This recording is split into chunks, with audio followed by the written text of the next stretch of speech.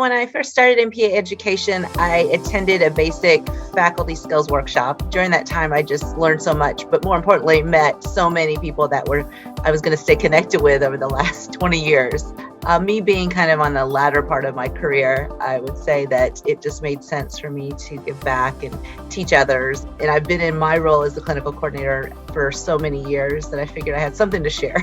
There, you should expect a lot of camaraderie and just a lot of networking. And that's the fun part, is getting to know not only your co-facilitators or your workshop facilitators, but also the attendees. And some of the most gratifying work I've done, and that energy is really dynamic. So I would say, make sure that you go into it with the energy and the passion and the knowledge of and the expectation of knowing you're going to have to work to prepare.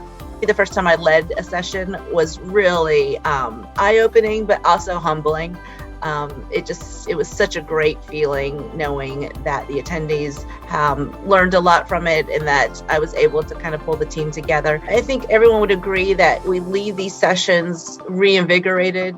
I go back to my job doing, thinking of all these new ideas that I've developed or from, learning from my peers and colleagues.